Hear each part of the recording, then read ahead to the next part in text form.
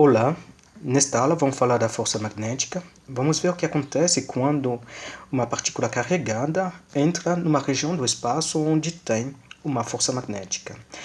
Utilizamos, no caso do campo elétrico, um modelo de partícula, uma carga de prova que colocamos na região do campo elétrico e percebemos que essa partícula sofre a ação de uma força, a força elétrica. E vimos que nesse caso a força elétrica acelera a partícula. No caso de um campo magnético, vamos ver que é bem diferente. Ou seja, uma coisa importante é que essa partícula tem que estar em movimento. Então, o que se observa? A primeira coisa é que quando essa partícula tem movimento dentro da região do campo magnético constante, a força magnética é proporcional à carga.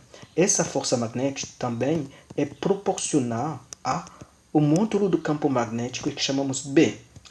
A força magnética, se observa também, é proporcional à velocidade da partícula.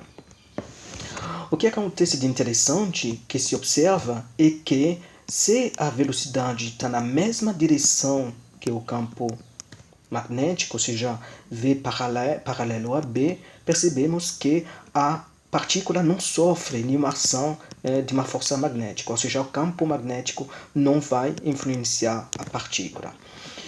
Mas se essa velocidade faz o ângulo θ com o campo magnético, o que se observa basicamente é que a força magnética vai ser proporcional ao seno do ângulo θ.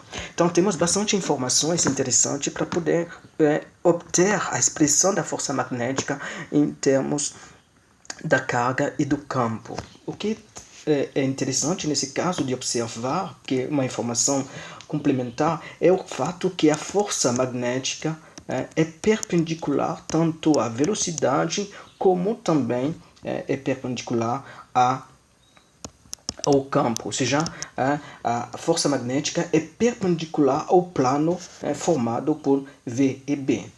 Então, quando pegamos essa representação que temos aqui, se temos uma carga positiva que tem uma certa velocidade nessa direção, nesse sentido, a velocidade V, que faz um ângulo θ com o campo magnético, percebemos que a velocidade e o campo estão nesse plano horizontal, e a força magnética exercida sobre essa partícula que está em movimento é dirigida perpendicularmente ao plano que contém os vetores velocidade e campo. Então, percebemos aqui que a força é perpendicular a B e perpendicular também a V. E essa força é dirigida para cima, na vertical, como a gente percebe aqui. Quando a partícula é negativa, essa força é dirigida para baixo. Então, o que se observa, podemos escrever então que a força magnética, que é um vetor, depende da carga, proporcional à carga, e depende também da direção das forças, velocidade, dos vetores velocidade e campo, ou seja, depende do produto vetorial VB. Esse produto vetorial VB, que sabemos expressar muito bem, que basicamente dá um vetor que é perpendicular ao plano que contém os dois vetores. Então, podemos expressar também, nesse caso, o módulo do campo elétrico, do campo magnético, que vai ser igual ao módulo da carga vezes V vezes B, vezes o seno do ângulo entre os dois. Percebemos que quando o seno é igual a zero, a força, ou seja, quando a velocidade está na mesma direção que o campo, a gente percebe que a força é igual a zero.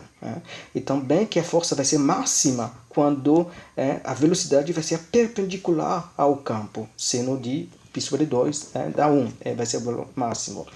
Quando a partícula está parada, ou seja, V igual a zero, a gente percebe que não vai ter a força magnética. Então, a força magnética é muito diferente da força elétrica. No caso, a gente percebe que a força elétrica acelera a partícula, realiza trabalho porque essa força provoca um deslocamento e que faz com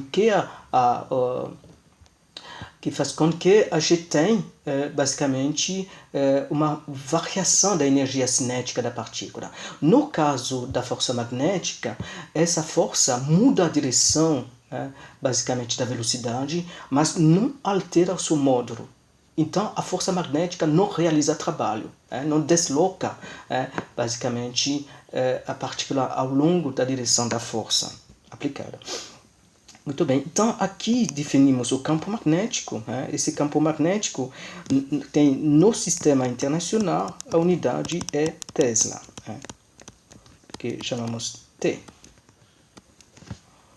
Muito bem, então podemos continuar a nossa análise e percebemos nessa expressão precedente que a direção da força é definida pelo produto vetorial VB e o sentido também depende do sinal da carga.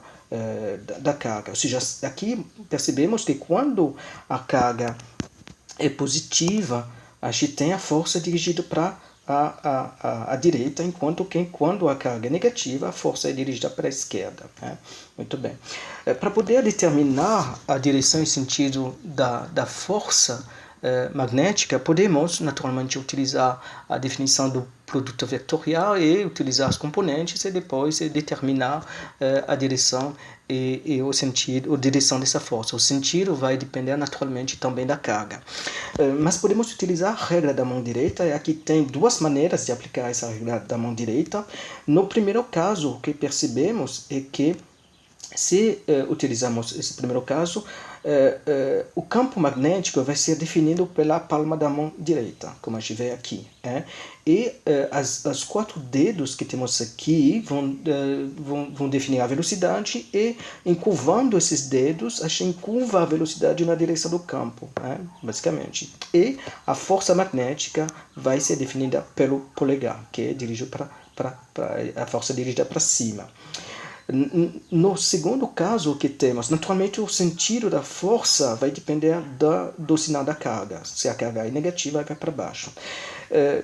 No segundo caso aqui, o que temos? O campo magnético é definido pela direção dos dedos, os 4 dedos. O polegar define a direção da velocidade e a força magnética é definida pela palma da mão direita. Então, dá a impressão que essa palma está empurrando a carga e dá a impressão de força. Naturalmente, quando a carga é negativa, vai ser no sentido oposto. Percebemos que então se trata de um produto vetorial, então temos basicamente a força magnética que é perpendicular ao plano que contém a velocidade e o campo. Então temos que fazer uma análise em 3D. Para facilitar essa análise, a gente representa, geralmente a gente está numa região onde tem um campo magnético, nesse caso um campo magnético uniforme, e a gente, para poder representar quando o campo está saindo da nossa lousa aqui, então a nossa lousa é esse plano horizontal, então quando o campo está saindo da lousa, a gente representa por esses pontos, como se fosse a ponta da flecha, então a flecha indo na nossa direção. Quando o campo está apontando para dentro da lousa, a gente utiliza essas cruzes, e aqui, então, a gente tem a outra extremidade da flecha, ou seja, o campo está entrando na lousa. É perpendicular, nesse caso é bem perpendicular à lousa. Muito bem, vamos finalizar considerando um movimento, um caso particular, um movimento de uma partícula dentro de um campo magnético uniforme. Acabamos de ver no caso como a gente representa esse campo magnético uniforme, e nesse caso percebemos que o campo magnético é dirigido para dentro. Então, consideramos uma partícula que tem uma certa velocidade e que essa partícula se movimenta, a gente percebe que uma velocidade V que é dirigida para cima, e que essa velocidade é perpendicular, se percebe, ao campo magnético. A força magnética, essa partícula vai sofrer uma força magnética, se percebe que está para dentro, no sentido para a esquerda, e que se então, essa partícula vai sofrer um desvio em relação à sua direção inicial e vai, a cada ponto, vai sofrer uma força para dentro, como percebemos aqui. Então, percebemos que a partícula carregada dentro de um campo magnético uniforme descreve uma trajetória circular. Trajetória circular.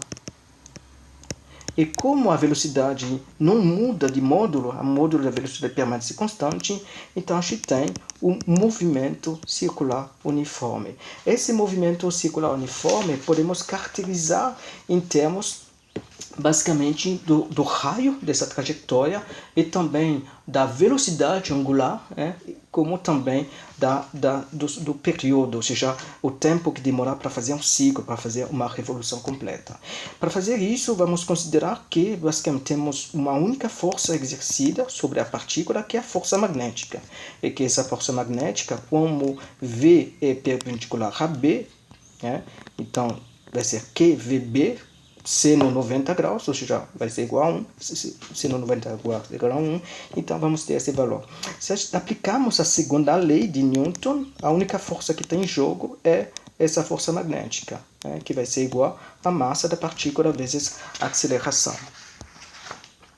O que podemos fazer, além disso, é de considerar que, como temos um movimento circular uniforme, isso implica que, basicamente, a aceleração vai ser igual à velocidade ao quadrado sobre r. Portanto, quando colocamos que Vb vai ser igual a massa vezes a aceleração, ou seja, v quadrado sobre r, conseguimos obter o raio que vai ser igual a massa vezes a velocidade, ou seja, o momento linear da partícula sobre a sua carga dividido pelo módulo do campo. Ou seja, o raio da trajetória circular vai depender basicamente da velocidade, maior a velocidade, maior vai ser o raio, mas vai depender também da intensidade do campo magnético, ou seja, maior a intensidade do campo magnético, menor vai ser esse raio. E naturalmente depende da partícula, ou seja, da sua massa e da sua carga. Da mesma maneira, podemos determinar a velocidade, isso aqui então o raio do movimento circular, e podemos também determinar a velocidade angular. A velocidade angular deste que essa partícula tem quando descreve esse movimento circular uniforme. Sabemos que a velocidade angular é a velocidade translacional que temos tangencial sobre o raio, ou seja, a velocidade angular vai ser igual a QB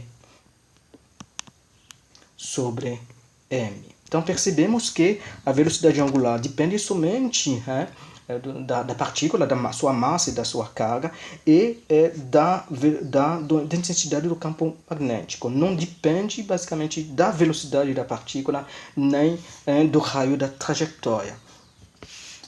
E também podemos determinar o período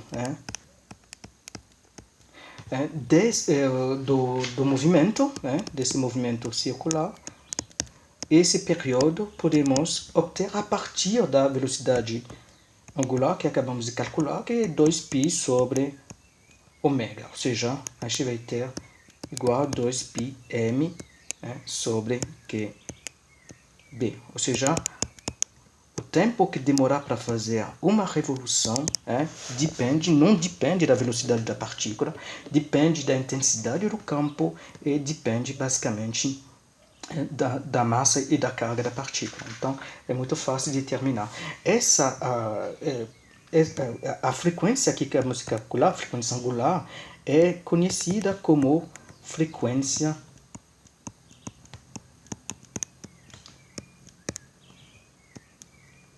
ciclotron, que basicamente se refere, esse ciclotron, ao tipo de acelerador de partículas que se utiliza para acelerar essas partículas elementares. Então, por exemplo, acelerar um próton.